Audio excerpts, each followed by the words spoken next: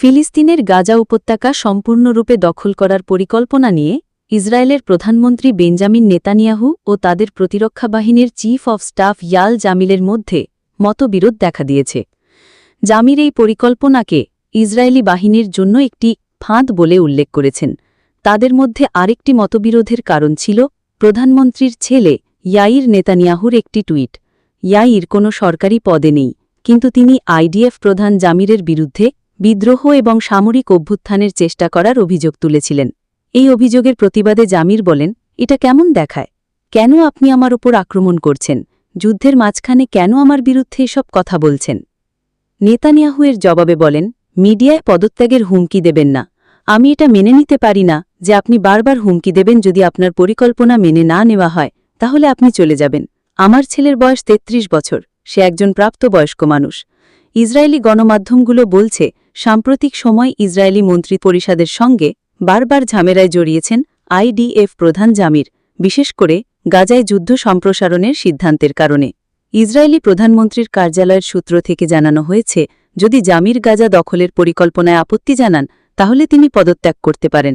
জানা গেছে, মঙ্গলবার একটি বৈঠকে আইডিএফ প্রধান জামির বলেন, গাজা সম্পূর্ণ দখল করলে সেখানে হামাসের হাতে বন্দী ৫০ জন জিম্মির জীবন বিপন্ন হতে পারে। এদের মধ্যে অন্তত ২০ জন এখনও জীবিত বলে ধারণা করা হয়। এছাড়া এই পদক্ষেপ ইসরায়েলি সেনাবাহিনীর ওপর আরও চাপ বাড়াবে। এই বিতর্কটি ছিল মন্ত্রিপরিষদ এবং আইডিএফের মধ্যে চলমান মতবিরোধের একটি অংশ। এই ঘটনা ইসরায়েলের কয়েকজন সীমিত সংখ্যক মন্ত্রীর ৩ ঘণ্টার বৈঠকের সময় ঘটে। বৃহস্পতিবার গাজা দখলের পরিকল্পনা অনুমোদনের জন্য একটি মন্ত্রিসভার ভোটের আগে এই বৈঠক অনুষ্ঠিত হয়। রিপোর্ট অনুযায়ী হামাসের সঙ্গে আলোচনা থমকে যাওয়ায় নেতানিয়াহু তার ডানপন্থী জোটের দীর্ঘদিনের দাবি অনুযায়ী গাজা দখলের দিকে এগিয়ে যাওয়ার সিদ্ধান্ত নিয়েছেন।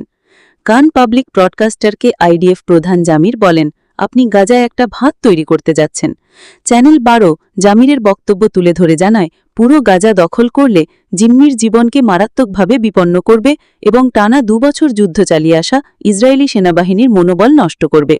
বিভিন্ন সংবাদ মাধ্যমের খবর অনুযায়ী আইডিএফ প্রধান জামির গাজা উপত্যকা সম্পূর্ণভাবে দখলের পরিবর্তে গাজা সিটি এবং অন্যান্য জনবহুল এলাকা ঘিরে ফেলা এবং সেখান থেকে আক্রমণ চালানোর পরামর্শ দিয়েছেন।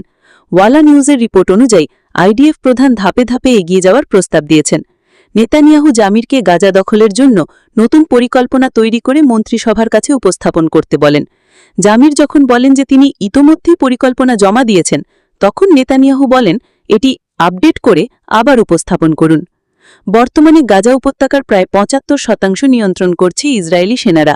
নতুন পরিকল্পনার অধীনে ইসরায়েলি সেনাদের বাকি অঞ্চলও দখল করতে হবে, ফলে পুরো গাজা ইসরায়েলের নিয়ন্ত্রণে আসবে। এই পদক্ষেপের ফলে গাজার লাখ লাখ বেসামরিক নাগরিক এবং সেখানে কাজ করা মানবিক সংস্থাগুলোর ওপর কী প্রভাব পড়বে তা এখনও স্পষ্ট নয়।